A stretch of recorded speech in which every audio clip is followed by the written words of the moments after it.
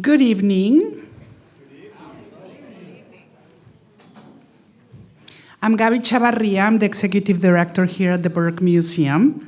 Welcome. I would like to start our meeting today with all of you with our land acknowledgement. The Burke Museum stands on the lands of the Coast Salish people whose ancestors have resided here since time immemorial. And a lot of the living indigenous populations continue to thrive and live in this region. And we're very honored to be part of that legacy. But welcome all of you. I think, I got to meet many of you last year when you came here to the Burke. So thank you for coming back. It's great to have you. And, like I said, I'm the director here at the Burke Museum. And many of you have been here. And if you haven't, please come back. We always have something special to show you. We have right now an incredible exhibit that will be here with us through the end of December, which is We Are Puget Sound. And Helen, I don't see you. Where are you, Helen? Oh, she's way out there. So, and it was, an incredible partnership with so many incredible stakeholders. And you see it through this exhibit. It's all about the natural history and the culture of our region here in Seattle. So I invite you to come and explore the museum. Museums are facing, after COVID, like so many different areas of our society. It has been difficult to bring people back. So we need your help. Come and visit us, bring a friend, bring, a relative. We really need you to come and visit us. But I'm so delighted that you're here today to celebrate the Alaska Wilderness League, which, I've known of them forever. And Kristen and I go back, we're not gonna say how long, but it's always, it's just a great pleasure to be here with all of you, and welcome again. And then Kristen, please come up.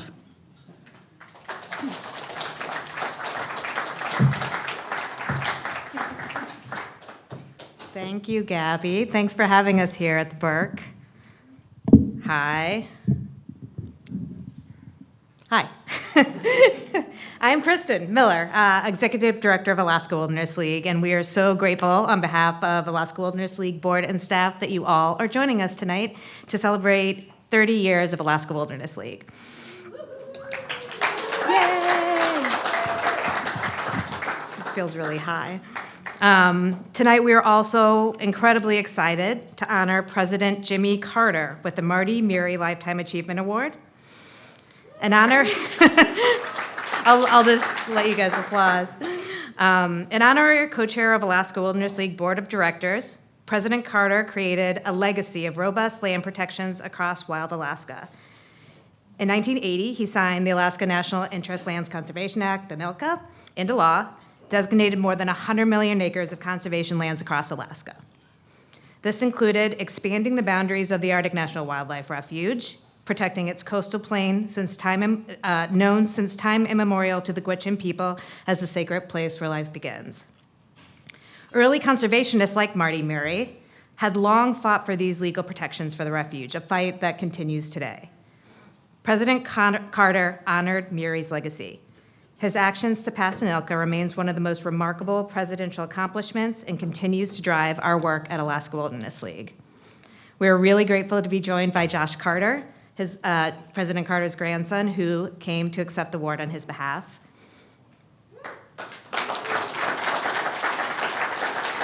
And we are very thankful that Bernadette Dementif, Executive Director of the Gwich'in Steering Committee, was able to come here today to give the award, which was generously donated by our former board member, Bruce Gitlin. Tonight, we are also honored to announce the second annual recipient of the Adam Kolton Alaska Storytelling Grant Award, created in honor of our late Executive Director, Adam Kolton. The award provides unrestricted resources to storytellers of exceptional talent who tell uniquely Alaskan stories. Later tonight, we'll hear a sample of the work from last year's inaugural winner, Polly Andrews, and then Adam's wife, Laura, will come up and announce this year's award winner. Also, later tonight, we will tell you how you find out whether, those of you that bid on the silent auction, we will tell you how you find out if you're our winner.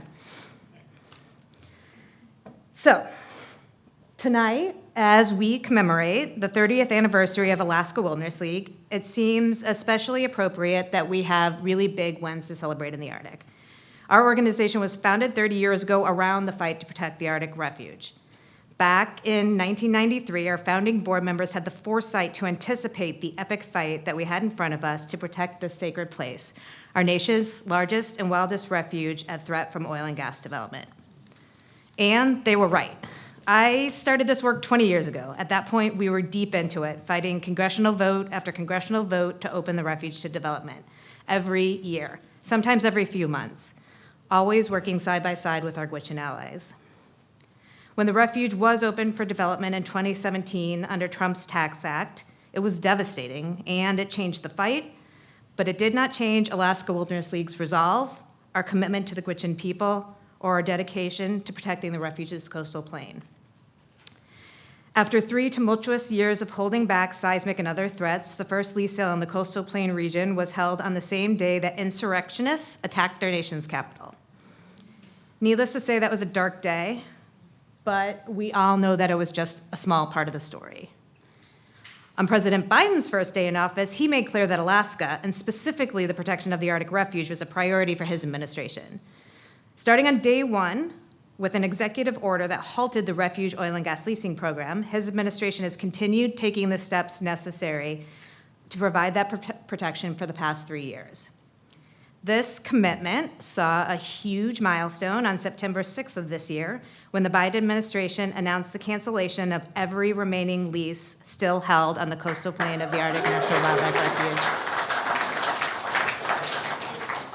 Refuge. So, here we are today, 6 years after the Tax Act passed, 30 years after the founding of Alaska Wilderness League, 53 years after the refuge was originally protected by President Carter, and there are no active leases and not 1 ounce of oil and gas development on the coastal plain of the refuge.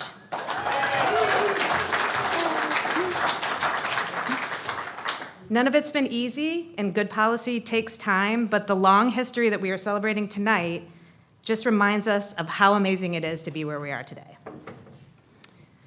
And that's not all we have to celebrate. It's been a good year for other Alaska public lands. In January, we saw final agency action for the roadless rule in the Tongass National Forest. We were definitely grateful to celebrate this win, but we didn't want to stop there. To reinforce the roadless rule, we continue to support the Roadless Area Conservation Act, legislation recently reintroduced by our longtime Alaska champion from this beautiful state, Maria Cantwell, and her House counterpart, Congressman Gallego from Arizona. We do this because conservation wins need to last decades, and we can't afford to let the fate of Alaska's wild places be risked by one hostile administration like what we saw during the Trump administration. More recently, in October, the League helped elevate and celebrate BLM's updated environmental review for Ambler Road. While this review is still underway, we were grateful that the document changed course on this project's momentum by taking a hard look at the threat that it would pose to our nation's Arctic and by setting the stage for a no-action alternative. The Ambler fight is not just about a road. The threat of roads are seldom only just about the road itself. What's at threat is an industrial corridor, an open-pit mine, massive development that would further threaten local communities and add to the myriad threats facing the Arctic. All of these landscapes and the work that we do to protect them has served to make the case as to how essential Alaska is to the Biden administration's America the Beautiful plan to conserve, connect, and restore 30% of our lands and waters by 2030. The League remains actively engaged in that effort and elevating its importance for advancing strategic priorities for Alaska. So that is a lot of good. It hasn't all been good. As everybody in this room probably knows, on March 3rd, we lost a big battle to hold back the massive Willow oil and gas development project in the Western Arctic. That loss was hard, but the collective work that we did to call for the heart to the project was astonishing, inspiring, and a testament to the overwhelming support that exists, especially among young people, for the future of our climate, and more specifically for the future of Alaska. By the end of the comment period for the Willow Project, more than 5 million people had taken action, and there had been over 500 million views of the hashtag Stop Willow content across social media platforms. That is an amazing number, that's amazing impact, and it's impact that we will carry forward as we continue the fight. In an effort to balance and move forward after the approval of Willow, the Biden administration announced a proposed rulemaking process for the National Petroleum Reserve Alaska. This process is aimed at strengthening more than 13 million acres of protections for our nation's largest piece of public land. That announcement also came on September 6th, the same day that the refuge leases were canceled, as well as a comment period for an updated Arctic refuge leasing program. In pairing the refuge and the reserve in their announcement, the Biden administration recognized the connection of these two landscapes as America's Arctic. The League has pushed extensively for this holistic approach to addressing oil and gas development across the Arctic. So going forward, there's much work to do. ConocoPhillips plans to explore in the reserve this winter, and the neighboring leases to the Willow project contain more than 4 billion barrels of oil. The climate simply cannot withstand this extraction, and the Arctic cannot afford more devastating impacts from oil and gas development. It's going to take a lot of effort to get this critical work over the finish line in the next year and well beyond. And we can't do any of it without all of you, our amazing members and supporters. As tonight's program continues, we ask that you think about the future of Alaska's lands and waters and find a way to dig deep to support the preservation of these irreplaceable landscapes. And it's super easy. There's a QR code on your brochures, so you can just snap a picture and you can immediately give resources for the fight ahead, or you can find Chris, who you probably all know, our development director, who will welcome any other way that you want to give. So thank you so much for being here. Thank you for your support. Thank you for all you do for Wild Alaska, and we look forward to working with you long into the future to protect these amazing public lands. So now I would like to welcome to the stage our founding board member and inspirational author, Debbie Miller, who is here.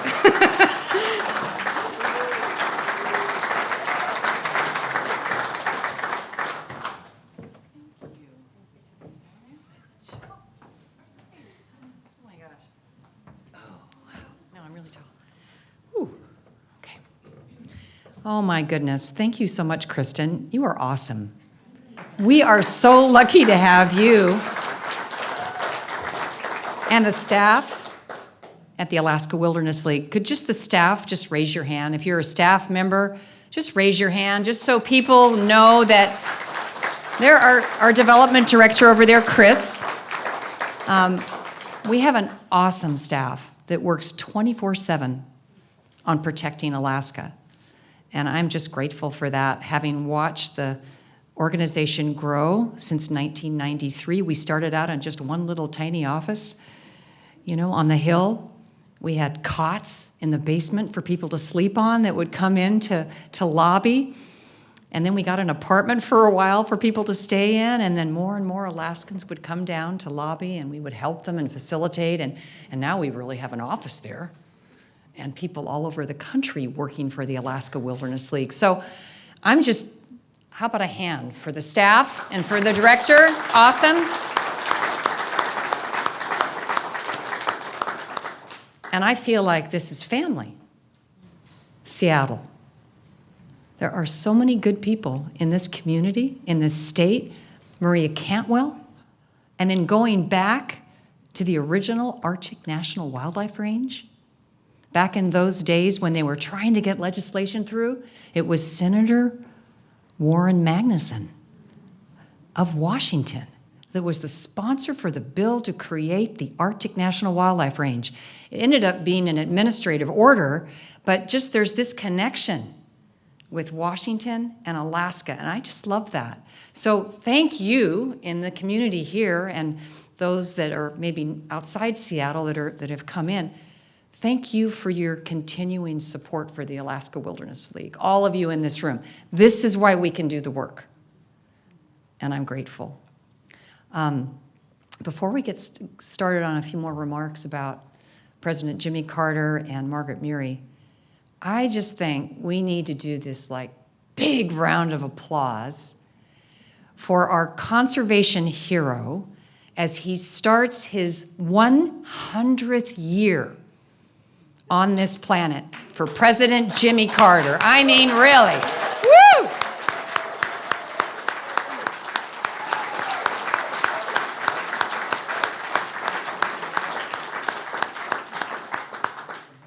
Just amazing man. He's humble and an amazing person, a humanitarian, and a lover of wilderness and nature and wildlife. So I am just personally grateful. We all can be grateful for that. A little bit about the Margaret Marty Murie Award. We call her Marty, or Margaret Murie. She was an incredible friend and mentor to many. She was an advocate, passionate advocate for wilderness, and she was the matriarch for America's conservation movement. Amazing person. She also drank Earl Grey tea, and she made very good sugar-coated cookies. And she lived to be 101.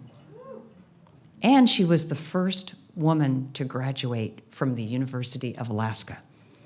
So, and imagine this, when she went on her honeymoon in 1924 by dog team into the Brooks Range with her wonderful husband, Olaus Murie, to do biological studies on caribou, you know, for their honeymoon. So she was an amazing person. And she once said, "Beauty is a resource in and of itself."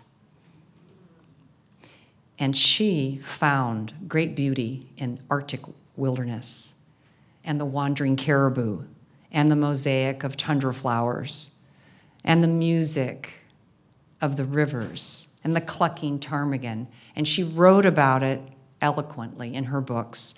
And then she passionately advocated to create the original Arctic National Wildlife Range with her husband, Olaus Murie, which was a long, long struggle, lots of education, but they got it across the finish line. And I really think through their leadership is why we have this place on the map.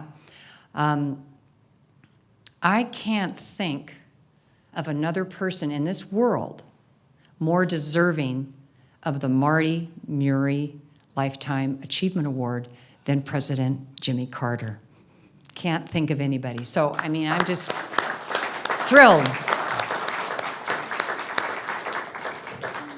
He orchestrated the passage of the Alaska Lands Act, the greatest conservation act in the history of our nation.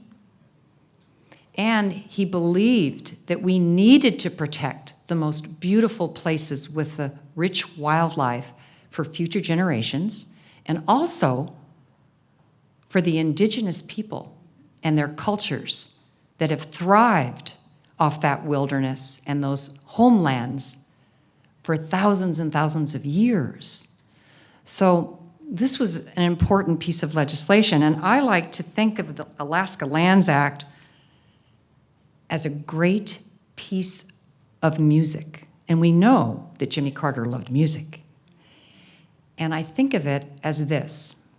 It took a lot of musicians to compose, to interpret, and to perform the Alaska Symphony, the Alaska Lands Act. And Jimmy Carter, he was, and still is, was the conductor of that Alaska Symphony. He was the conductor. He knew the orchestra members, and like a conductor that studies a musical score, he studied the maps of Alaska. He knew the boundary lines of every national park and wildlife refuge. He read, he studied, he knew the facts, the figures. He loved Alaska with all his heart, and he had those maps in the Oval Office. So he truly was the perfect conductor for the Alaska Symphony. He didn't miss a beat. we still play the Alaska Symphony every time we step onto any of these precious wild lands in Alaska. Every time people are working on those notes and stanzas, making sure that we are keeping our legal obligation and that we're not encroaching and infringing on these beautiful lands, all 100 million acres. The Alaska Symphony. President Carter is the only president to ever visit the Arctic National Wildlife Refuge. And I feel really, I was astonished at the time, at the age of 39, that he might drop by when we were camping in the Arctic Refuge with my sister and my daughter Robin, who was 4 years old at the time. And she's here tonight, sitting next to me here in the black. Raise your hand, Robin. And my daughter Casey, my sister, the four of us, girls trip. He might drop by. Had the air-to-ground radio, and here comes this helicopter. And here's this pilot, saying, hey, we're coming in. And I'm thinking, oh my gosh, I've got peanut butter smudges on my pants. I've got 2 kids running around. The camp is in chaos. And here comes the president and Rosalind Carter. And I was afraid I didn't have enough food to feed them because we'd been camping for 2 weeks. And we had like gorp and pilot bread and peanut butter and jelly. So they land in this helicopter with this huge ice chest and all this delicious food, which was great. And the 2 Secret Servicemen that came with them, was a small party, they said, this is the best job.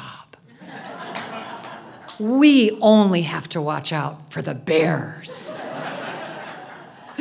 And it was great. And so we sat on the tundra and had this great lunch.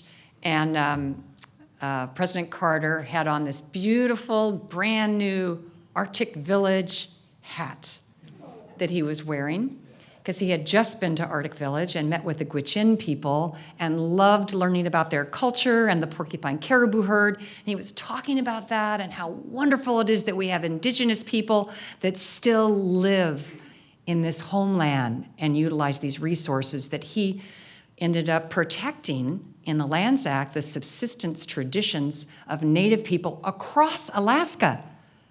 Across Alaska, all of the parks and refuges have purposes that include the protection of indigenous people's rights to the land to find their wildlife and fish and hunt. So that was really important. And so we had this great lunch, and then President Carter and Rosalind wanted to go fishing at nearby Okpillik Lake. And so right away, Robin got very excited. She ran over, she got her little Mickey Mouse fishing pole, and she walked right up to President Carter. President Carter, I'm going to show you how to fish. He went right along with it. He crouched down, and she said, all you have to do is just throw your pole at the fish, and you'll catch one. And she just threw her pole, little Mickey Mouse pole, and he just pretended like he'd never fished before. Of course, he's a very avid, he and Rosalind, fly fishermen. So off we went to Okpillik Lake, and before you know it, he catches a nice grayling, and Robin's watching him do this. And he brings it in, and he takes it off the hook, and he puts it back in the lake.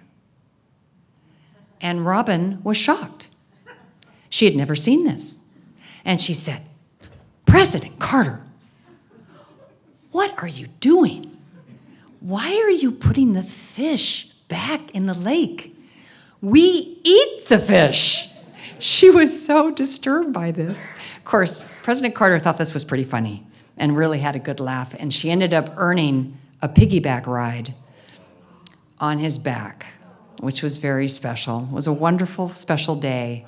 And 3 years after that special trip, and I should say the most important thing I almost forgot, which I always do, is that when we were talking on the tundra, oh my goodness, how could I forget this? How incredibly lucky the Carters were. Now, this is amazing. This does not happen every year. it so happens the summer they're there, they witnessed the aggregation of 100,000 caribou that walked by them in procession on the coastal plain. He was so moved by this that he said to me, oil development can never happen here. Never. And then he said, this is the closest thing our nation has to Africa's Serengeti Plain. He'd been to Africa, and the coastal plain reminded him of the Serengeti Plain. And he was so strong and bold on those comments. I still remember that. That was a part of the discussion. And also, he was very proud of the fuel efficiency standards that he implemented as president and saved millions of barrels of oil. He was very proud of that, and most proud, of course, of the passage of the Alaska Lands Act. That was what he was most proud of. Well, 3 years after that special visit to the Arctic Refuge, we formed the Alaska Wilderness League. And President Carter was gracious enough to become our honorary chair and has been all these years. We thank you, President Carter, for your leadership, for your vision, and for protecting these beautiful lands and the wildlife, all that is Alaska. We thank you.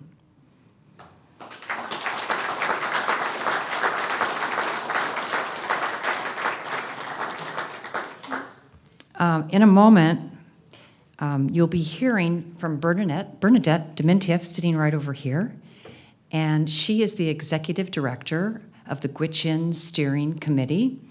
She has worked tirelessly over the years in protecting the coastal plain of the Arctic Refuge, the sacred place where life begins. We are so appreciative of your efforts. We know how hard it is to travel from Fairbanks, Alaska, all the way to DC and the other places that you've gone to through the years for us. We appreciate your efforts, Bernadette, and she will be speaking and giving the award after we have a very special tribute video to honor President Carter. And I hope the Carters, the extended family, enjoys this near and far, and I hope all of you enjoy it. Thank you.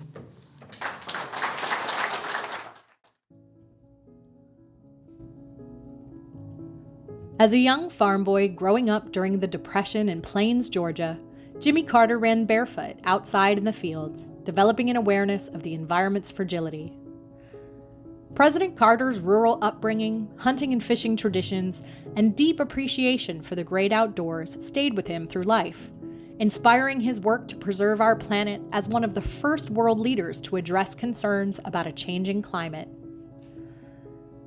During his presidency, one of Carter's greatest achievements was reached at a critical time for Alaska's intact lands and waters, as oil and gas interests continued to eye areas like the coastal plain of the Arctic National Wildlife Refuge for new development. When Carter took office, Congress and conservationists from around the country had been fighting for nearly a decade to secure protection for the Arctic Refuge and more of Alaska's most important wild places. And in 1978, despite political wrangling that halted an attempt to pass ANILCA, the landmark Alaska National Interest Lands Conservation Act, President Carter stepped up to protect 56 million acres of Alaska's wilderness. With the stroke of his pen, President Carter signed ANILCA into law, creating or expanding 13 national parks and preserves, 16 wildlife refuges, 26 wild and scenic rivers, and many wilderness areas. This landmark legislation set aside more than 100 million acres of protected lands and waters in Alaska, including now iconic places like Denali National Park, the Tongass National Forest, and the Arctic National Wildlife Refuge. In doing so, he prioritized protecting the hunting, fishing, and cultural traditions of Alaska's indigenous peoples, whose lives have depended on the resources of their homeland for thousands of years.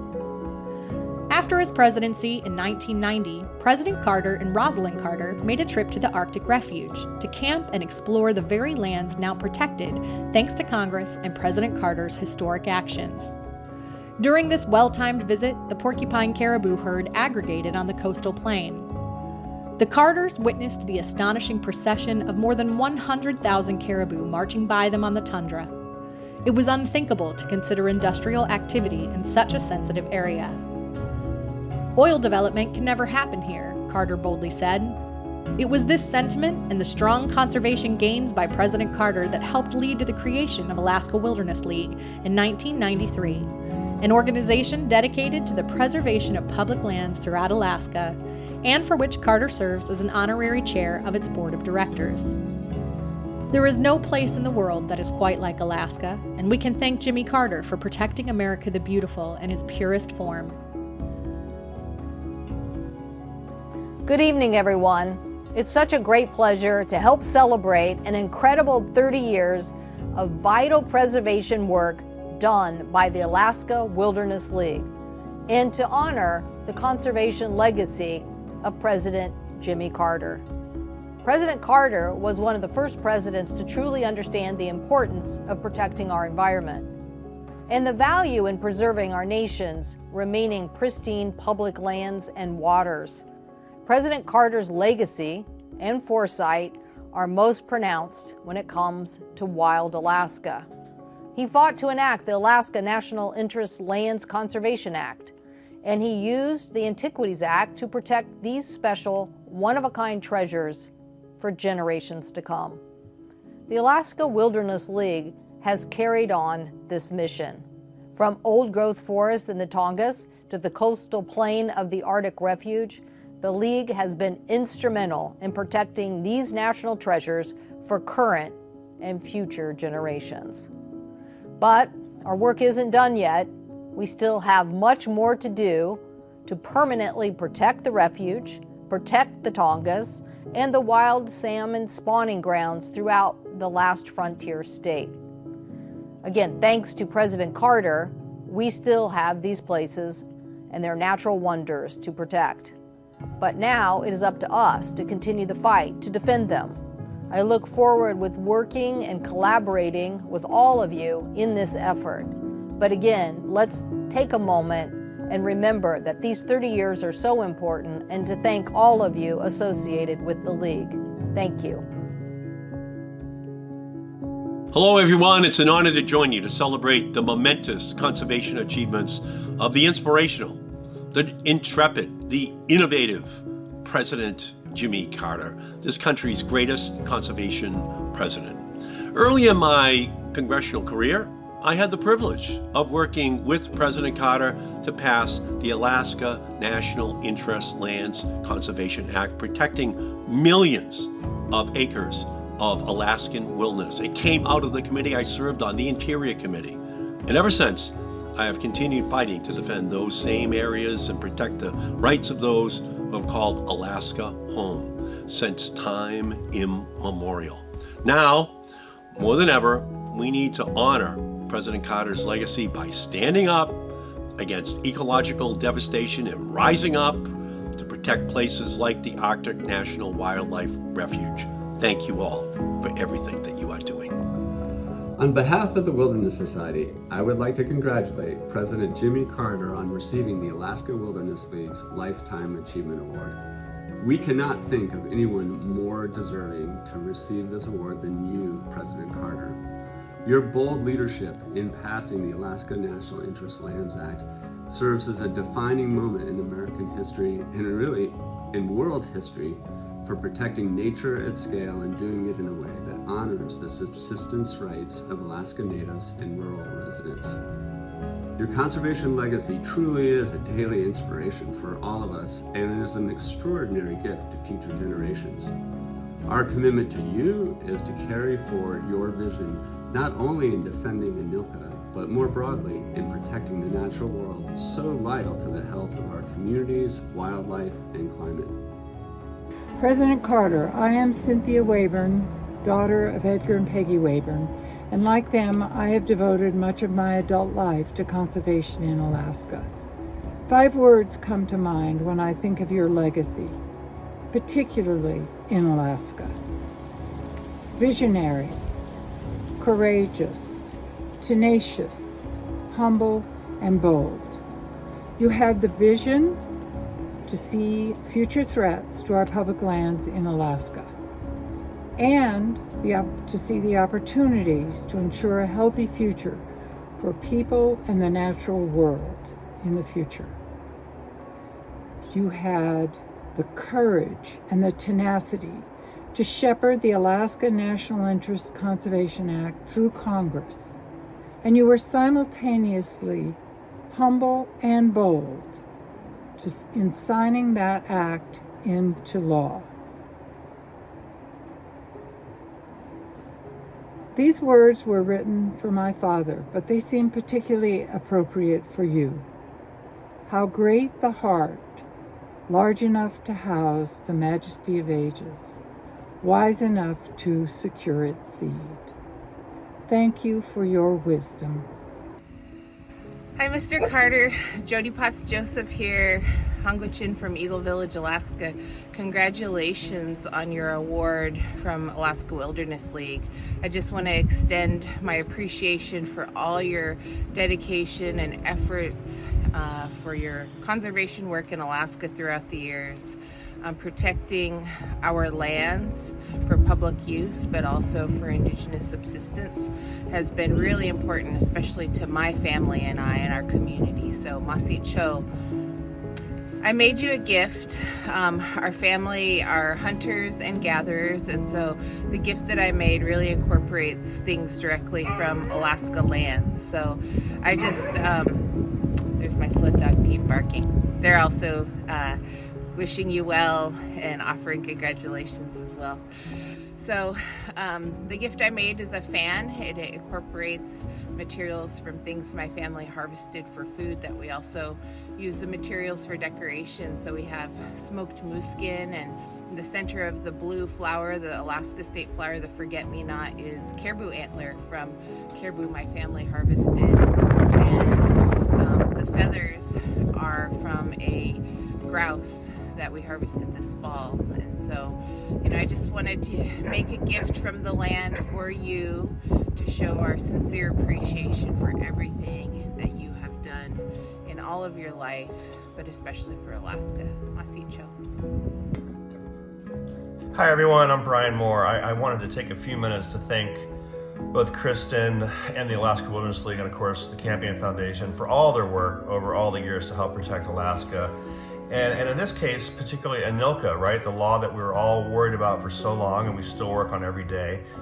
And I think my story about working for about 5 years at the Alaska Wilderness League is a little bit unique in the sense that my father was involved in the drafting and the work of ANILCA during the Carter administration. Then I came to AWL, or to the League, in the early 2000s and worked there specifically to protect places like the Arctic National Wildlife Refuge, the Chugach, the Tongass, all the great things that y'all are all worried about tonight.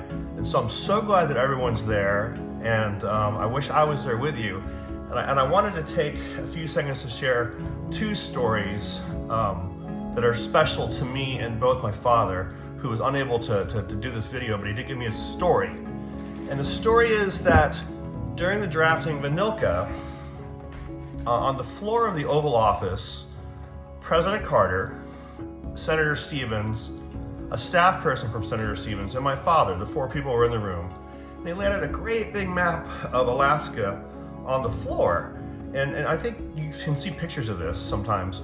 And what was so funny about it to me is that President Carter corrected a couple of times Senator Stevens, the senator from Alaska, about the geography, like this river is here, not here, type of corrections to the senator from Alaska.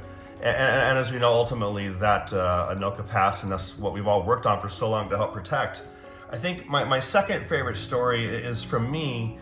In 2005, I was duck hunting with President Carter, and my phone rang, and it was Pete Rayful, who some of you may know, at the time saying, "Brian, they're gonna do something on the floor next week. We need to get a statement out."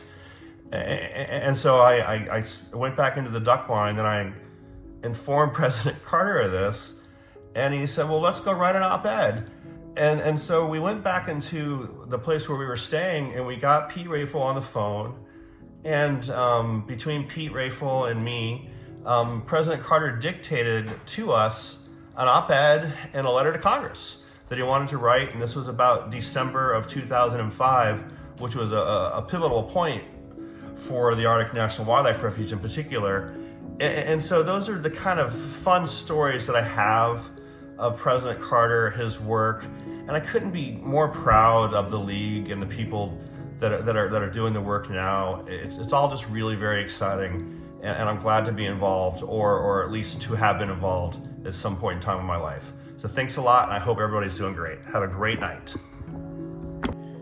As president, Jimmy Carter carried on the tradition of Alaska lands conservation set forth by Marty Murray, known as the grandmother of the conservation movement and a pioneer who helped usher in the creation of the Arctic National Wildlife Refuge. He built on her foundation of activism through conservation policies that we seek to carry forward today and into the future. Carter clearly saw the value of safeguarding Alaska's beautiful and wildlife-rich public lands for future generations, and we are so grateful that he did. Alaska Wilderness League is proud to honor President Jimmy Carter with the Marty Murray Lifetime Achievement Award for his lasting legacy on the public lands and waters of Alaska.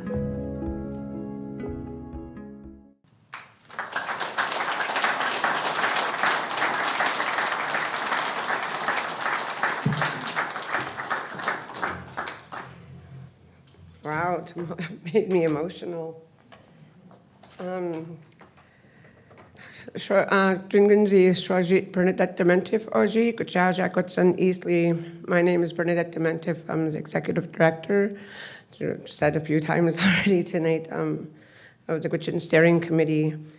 On behalf of the Gwich'in Nation, I've spent years working alongside the Alaska Wilderness League and protecting the coastal plain of the Arctic National Wildlife Refuge.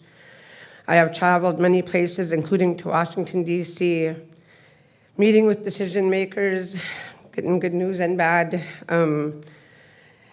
But the Gwich'in have always had a spiritual and cultural connection to the porcupine caribou herd and to the calving grounds of the porcupine in the Arctic Refuge.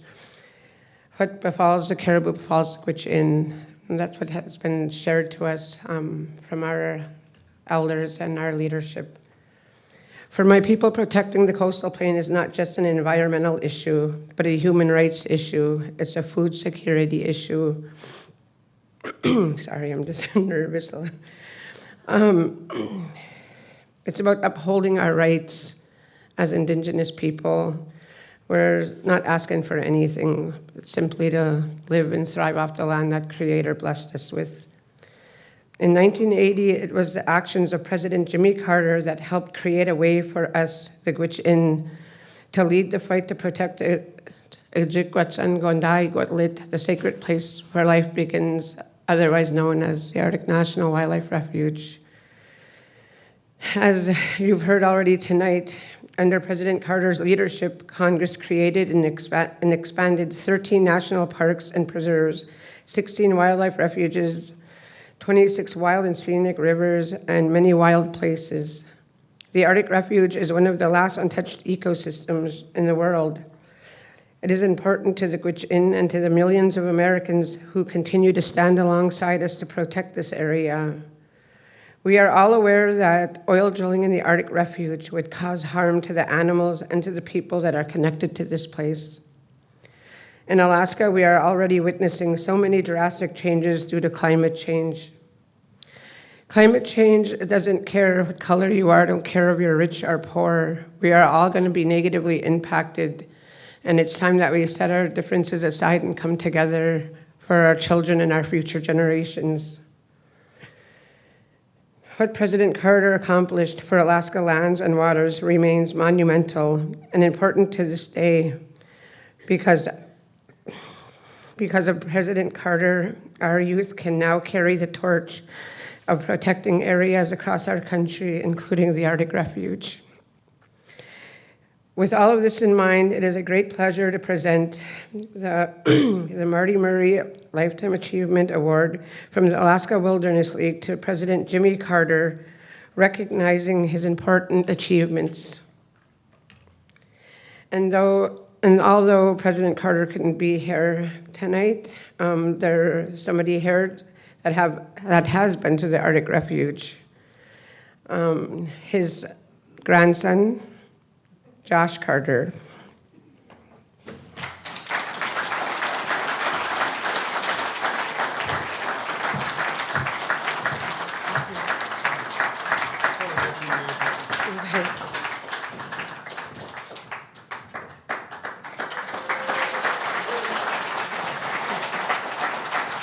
Let's stand in the front so we can get away from the microphone. We'll get pictures here.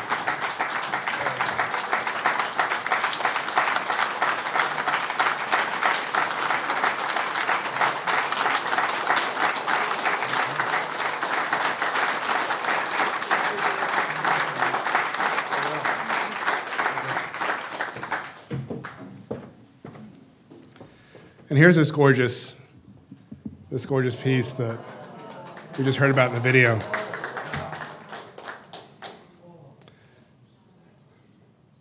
It's gorgeous, thank you. I don't want this to fall. Well, hello. Let's see, here, let's pop this up a little bit taller. My name is Josh Carter, and I am President Carter's grandson, and I'm honored to receive this award on behalf of my grandfather. I went to go see him exactly a month ago today on his 99th birthday. And I told him I was coming to accept this award on his behalf, and he sends his best wishes to you. I'm here to accept this award today due to my grandfather's fearlessness in attacking controversial issues once he became president. When Jimmy Carter became president in 1977, there were many long-standing national issues that remained unresolved. For example, the United States had not formed a treaty to deal with the ownership of the Panama Canal. The United States had not normalized relationship with China. We had no energy policy, and we did not champion clean energy.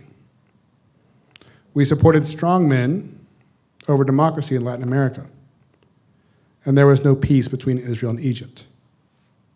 Jimmy Carter was successful in tackling each one of these issues. But as this room knows probably better than any other, his most controversial domestic achievement was in Alaska.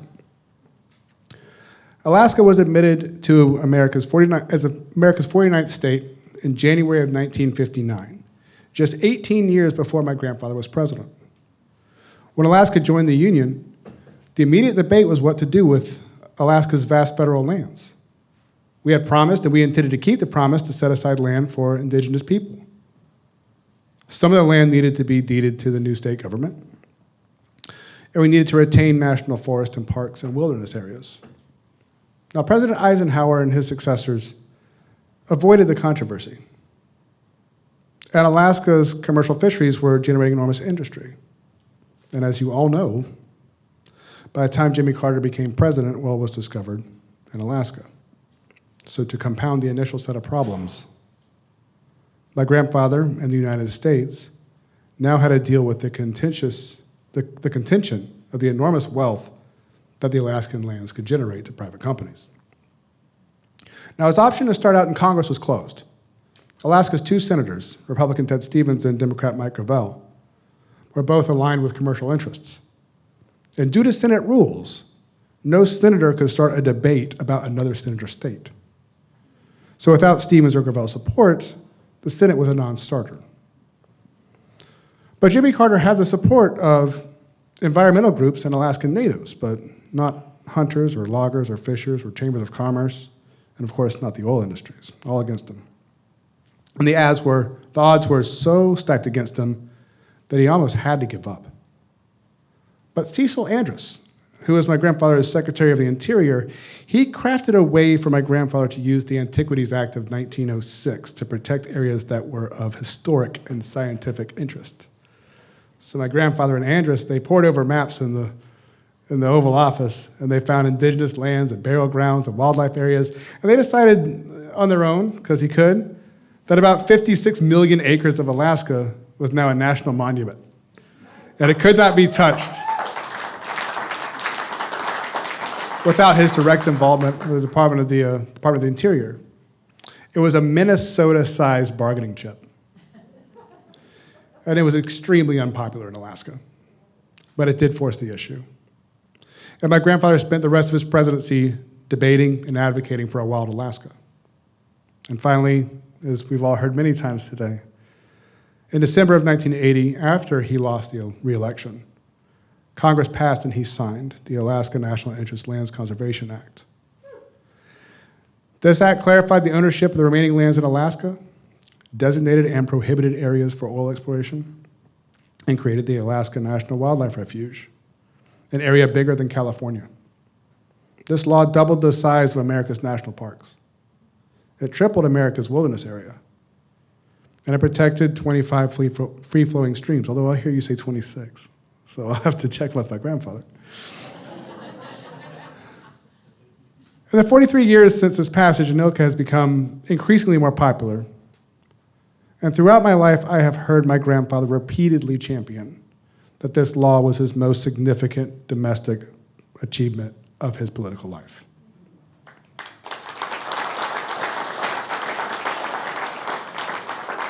Now, of course, my grandfather did not have to choose to take this fight. There are plenty of other unresolved issues in America back then as there are today.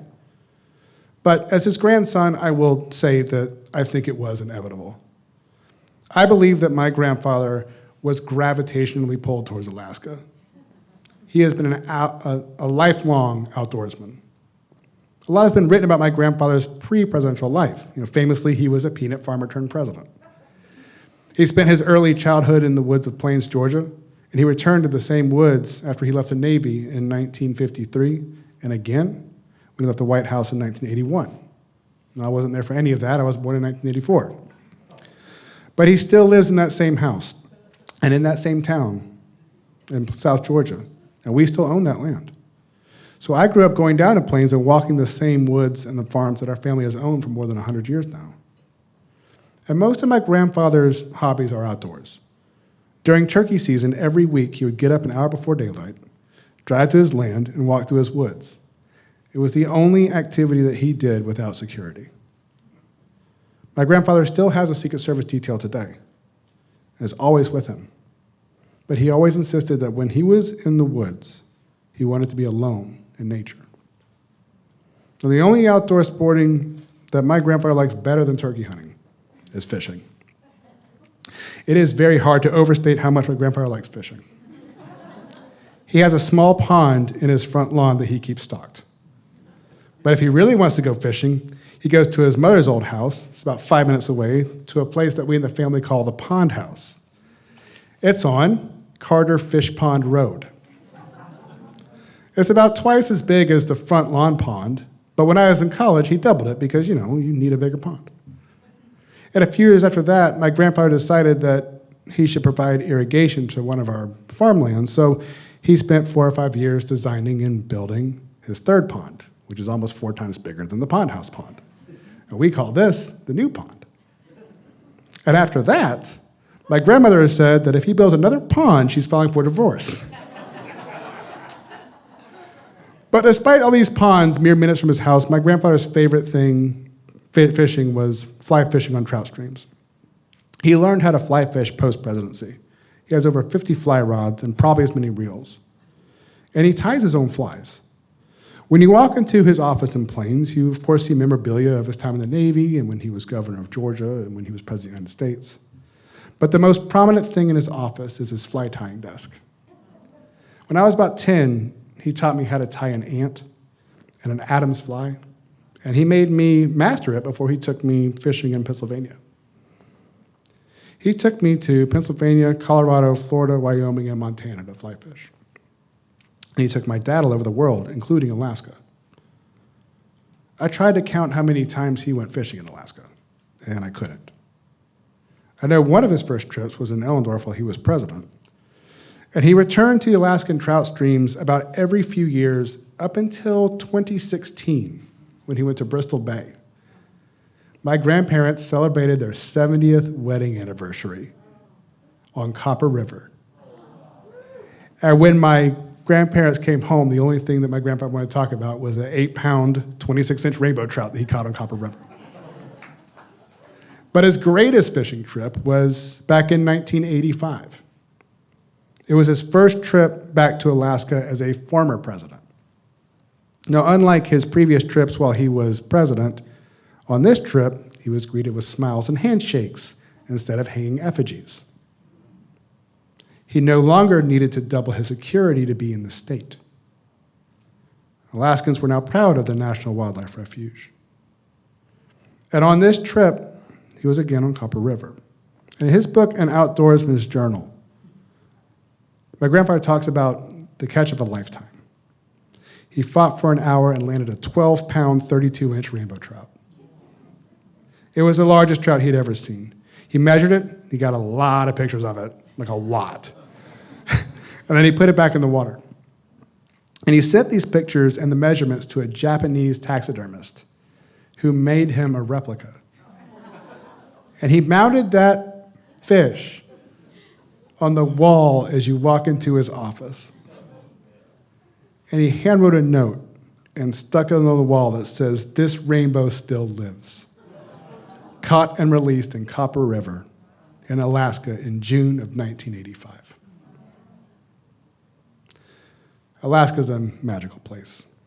I did not have a chance to travel to Alaska with my presidential grandfather, but my last trip that I ever took with my maternal grandmother was to Alaska. It was in 1998, and I was 14. We spent a week in Anchorage, and then we went on a glacier cruise. And then we went to Fairbanks to go on a wildlife safari and test out our camping gear. After that, my uncle and I flew to a town called Umayyad, and you might be the only people in the world that have heard of that, but maybe even not. Because there are no residents in Umayyad. At any given time, there are probably no more than 20 people in this little town. It's really just an airstrip with pilots ready to take 14-year-old explorers, their uncle, their inflatable rafts, and their tents, north even still to the Killick River, latitudes between the 69th and 70th parallel, for an adventure of a lifetime. We went for the wildlife, but we didn't see anything. We rafted down the river, we sang songs to keep us alert, got the binoculars trained on the unbelievable landscape, and the views were incredible. The tundra, the permafrost was nothing I had ever experienced before. We would raft a day and we would camp, raft another day and camp, and time did not matter at all because we were north of the Arctic Circle and the sun never went down. It was never dark. But on the last day of the trip, we hit some rapids. Now, the rapids would have been fun, but we were not expecting rapids. So we stopped and we got on our maps and realized that we had missed our turnoff for our rendezvous about 5 miles upstream. We had no choice but to hike 13 hours alone over the hills and across the permafrost to the pond that served as our runway for our pilot. We started a march and I was mad. I was upset. I was worried. I had never been more exhausted. I found reserves I did not know that I had.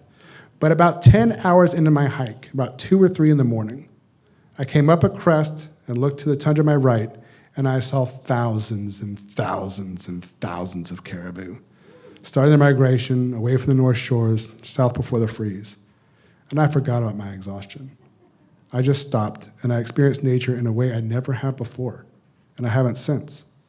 And I understood my grandfather's awe of nature. It's the kind of feeling that stays with you. It's the kind of memory that stays fresh after 25 years. It's the kind of experience that proves that Alaska needs to remain protected. So on behalf of my grandfather, I thank you for this award. But also on behalf of my grandfather, I thank you for the incredible work that you do in keeping Alaska wild.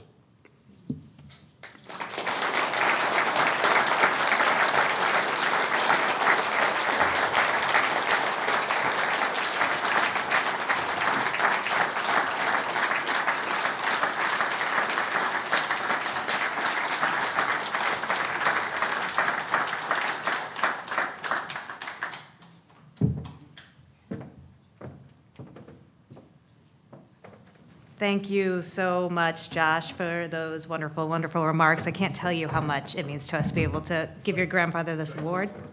Sure, can you, well, I mean, it doesn't seem to work for somebody of my size. We're really, really grateful, so grateful to be able to give your grandfather this award. It means so much to us. I'm tearing up. I think everybody's tearing up a little bit. And we're so grateful that you came down here to accept it. So thank you for being here.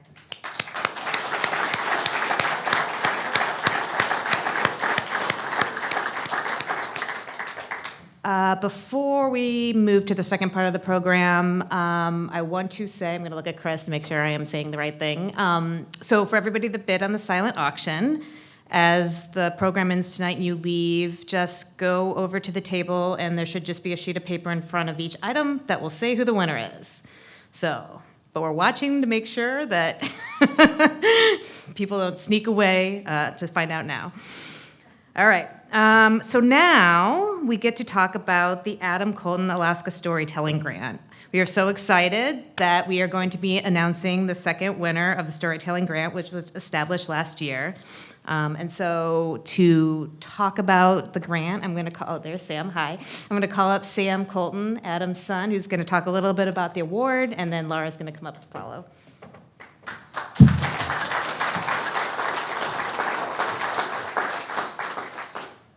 I'm so pleased to be here this evening to talk about the Adam Kolton Storytelling 2022 Award.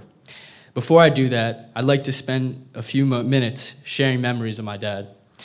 As everyone who met him, even briefly, would know, he had a deep passion for the outdoors and the environment. He passed on that love to my brother Jacob and me through his actions. When I was in second grade, he was the guest speaker in my class, talking about protecting the environment. He focused on the Exxon Valdez oil spill and its impact on wildlife. He even brought in a container of oil to show us the harm it could cause to animals in the water. Our family vacations always involve visits to national parks like Yosemite, Acadia, and Olympic. My dad used to use his best lobbying skills to convince me to go on hikes.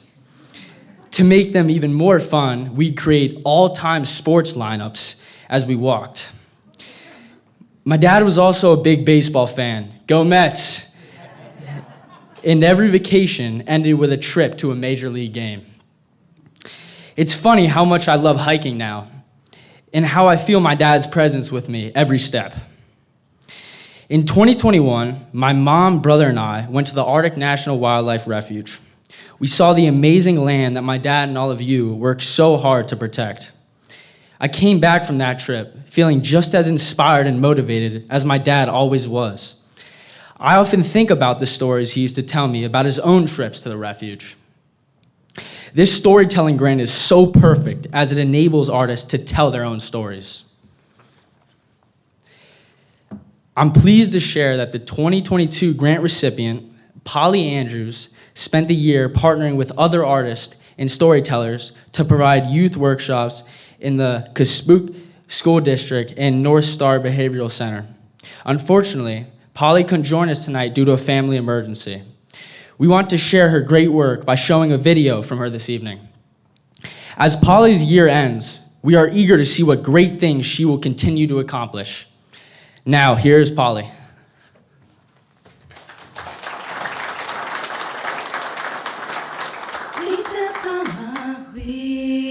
When I hear the voices of my ancestors, it's beautiful, and it gives me flight.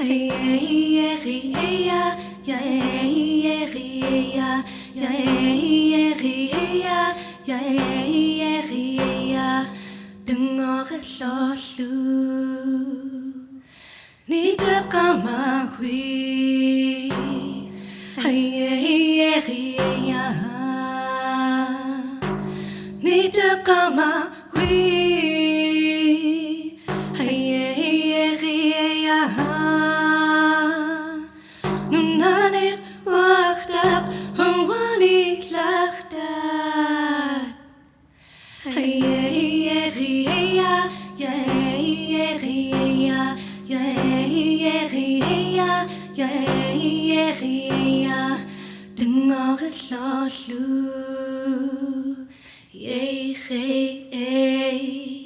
Gina himna yuk malingal rei. Gina himna yuk malingal rei. Napaunani yujikuk. Hey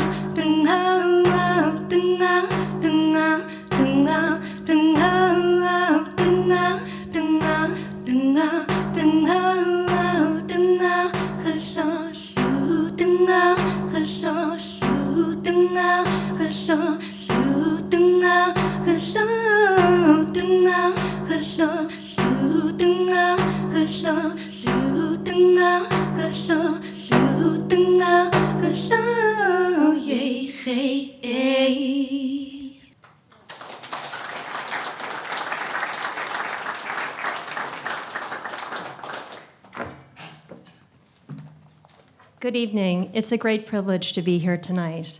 The League has hosted an event at the Burke nearly every year for the past 16 years.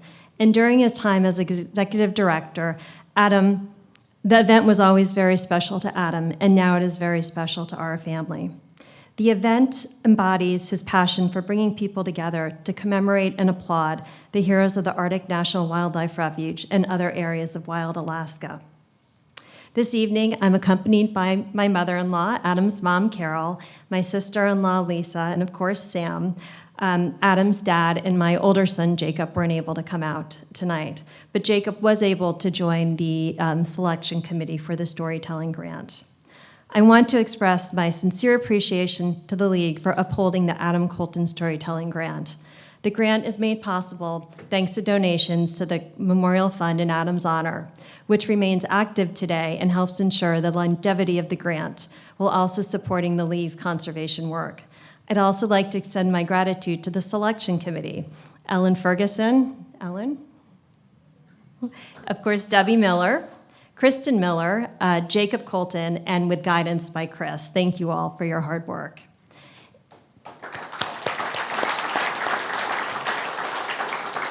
In the second year of the grant, we received 23 applications for a diverse range of artists, spanning writers, painters, and filmmakers, each at various stages of their careers.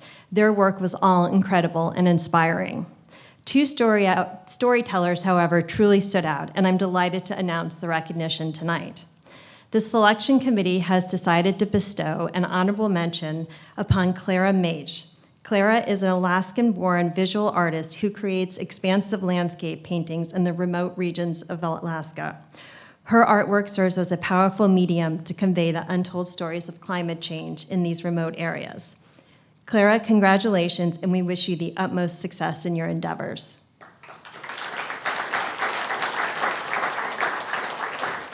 I'm thrilled to announce the recipient of the 2023 Adam Kolton Storytelling Grant, and it is Bjorn Olson. Bjorn is an Alaskan independent filmmaker and photographer. His work delves into the themes of environmental conservation, wilderness adventure, climate change, subsistence hunting and gathering, and Alaskan history. With this grant, Bjorn will be able to complete his documentary film titled How We Survived Diomede. Diomede, situated in the heart of the Bering Strait, is one of the most remote villages in Alaska. The film showcases how climate change is impacting the village's ability to subsist and practice their traditional way of life.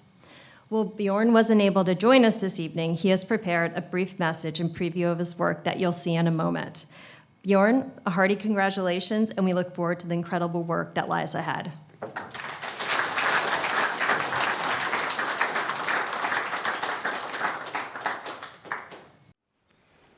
Good evening, everyone.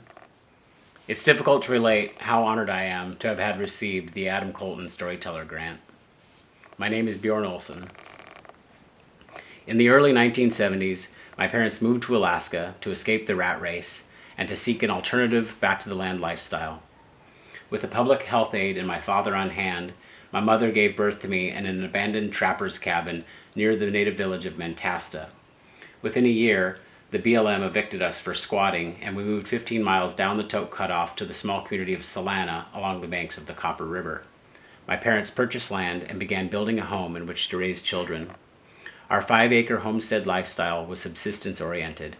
As I grew into adulthood, this closeness to and direct reliance upon the local ecology for sustenance and connectedness became fundamental to my identity, activism, and storytelling. I'm an Alaskan-based independent filmmaker, writer, and photographer. Since my teenage years, I have devoted my life to exploring the far-flung corners of Alaska by human power. Decades of on-the-ground experience with Alaska's unique geography and its rich and varied cultures informs and inspires my work. Enduring themes include environmental conservation, wilderness adventure, climate change, subsistence hunting and gathering, regenerative economies, rewilding, both ecological and human, and Alaska history. In 2007, I undertook a human-powered expedition down the frozen Kuskokwim River in southwestern Alaska. While meeting people along the trail and in the villages, I became aware of a massive open-pit mine proposal called the Donlin Mine. At that time, very few people outside the region had heard of this proposal, which, if developed, would be one of the largest open-pit gold mines in the world. Without knowing how to make a film, over the next year and a half, I undertook 3 more human-powered expeditions, covering over 1,000 miles through the areas that would be impacted if the mine were to be developed. I completed my first film, Where the Heck is Donlin, and I had found my medium of expression. Few, if any, photographers and filmmakers have impacted me as deeply as Edward Curtis, known as the Shadow Catcher. Edward Curtis devoted his life to photographing and documenting the indigenous peoples of North America. In Curtis's time, acculturation, colonization, and outright genocide were being employed against American Indians. He worked tirelessly with minimal financial gain or accolades toward his goal of respectfully documenting these rich cultures that were being eradicated by imperial might and the horrific myth of manifest destiny. Curtis died a pauper's death, but he left the world an enormous catalog of heart-wrenchingly beautiful photographs and one incredible film titled In the Land of the Headhunters. I infused the ethic of a fast and light alpinist mountaineer into my artistic discipline. My filmmaking niche is that of a one-man band. I can board a bush plane with all my important equipment, or hop onto a snow machine, an ATV, a fat bike, or in a sea kayak to fit myself into small spaces and capture big stories. Whether standing atop the Columbia Glacier, capturing interviews about glacial retreat, crammed into the corner of a village community center filming emotionally charged testimony from Yupik elders relating the importance of clean water to federal agencies, or fat biking the Iditarod Trail, I become immersed in each story I produce. Since my first humble filmmaking foray, I have gone on to complete over 100 films and have won several awards. The themes within my work vary, but there is a continuity that can be found within them all. An overwhelming devotion to Alaska, its unbroken ecology, stories from the people who have lived here since before recorded time, and the value of intact ecosystems that support the vast interconnected community of life. My activism is born out of love, and filmmaking is the most effective way I have discovered to share with others valuable lessons and insights I have teased out of this great land. This generous grant will allow me to complete the most important documentary I've had the opportunity to produce. Over a lifetime of traveling through Alaska and visiting over 60 rural villages, I've yet to encounter a place so singularly special as Inyalik, or as it's called in English, Little Diomede. Due to their extreme remote location, this American community has, until very recently, escaped many aspects of acculturation. Climate change, rather than colonization, is bringing the village to kneel, forcing them to adapt to a new and rapidly changing reality. This grant will allow me to create and share the most important film I've ever made. As our civilization continues its trajectory of ecological destruction, many lessons can and should be learned from indigenous peoples. The tiny island of Little Diomede, situated in the middle of the Bering Strait, has been inhabited for many thousands of years by people who understood how to live in accord with the environment. Living sustainably on a steep and rocky 3-mile-long island in the middle of a formidable sea is a metaphor from which the other inhabitants of Spaceship Earth can take inspiration from. Alaska and the world owe an enormous debt of gratitude to Adam Kolton for his tireless efforts to protect the Arctic from reckless development. Our world is on fire, and no one will be spared if we don't each soon discover our own inner Adam Kolton and pick up where his work tragically and prematurely left off. From the bottom of my heart, thank you, Laura, and the entire Kolton family. Thank you to the Alaska Wilderness League, and thank you, Adam. As the world increasingly becomes a darker place, you shined a light for us to see and follow. You are not forgotten, and your legacy will help carry us forward toward a brighter future. Please enjoy a sample of my ongoing film project, How We Survived Diomede.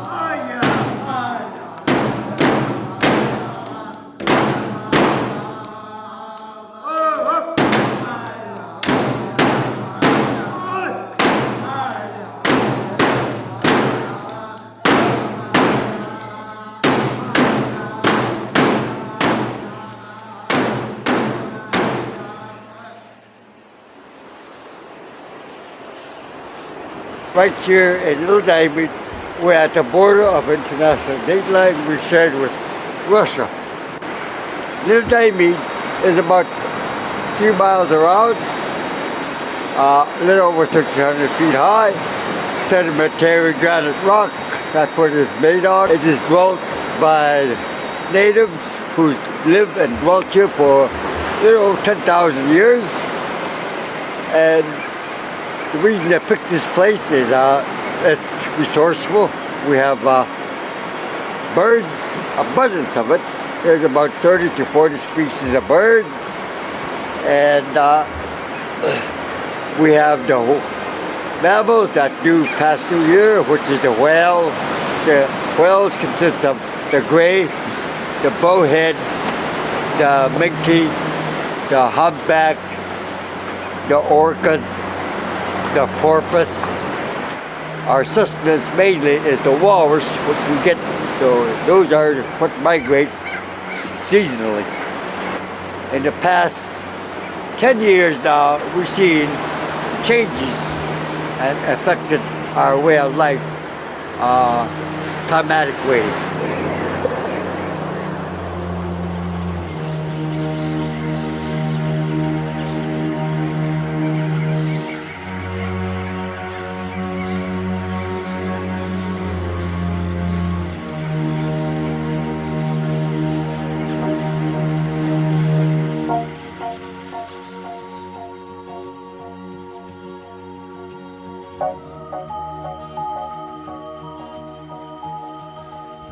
Climate change.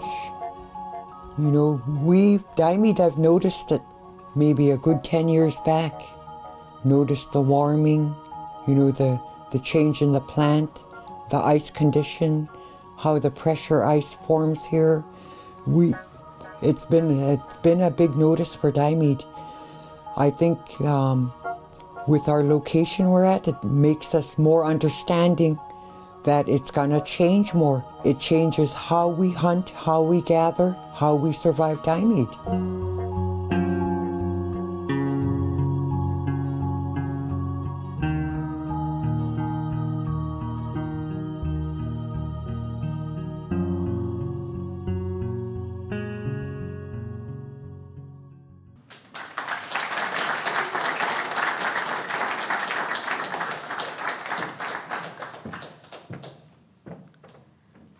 I'm glad we got to play a little bit of Bjorn's film, and we're so, it was another congratulations to Bjorn and Clara. We're really grateful to be able to give them both part of the Adam Kolton Memorial Award this year.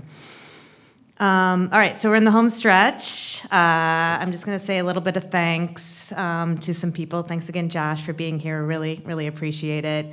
Thanks to Ellen and Gabby for hosting us tonight. Thank you, Bernadette, for being here and for coming down and giving the award. And to the Kolton family, thank you guys for being here, and thank you for being just a continued member of the Alaska Wilderness League family.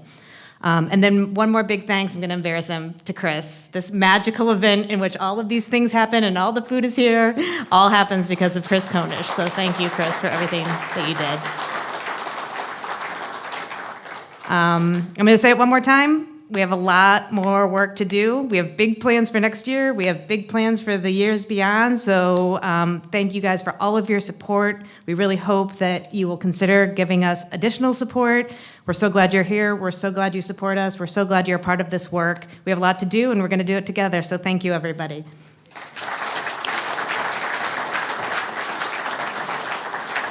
You're dismissed.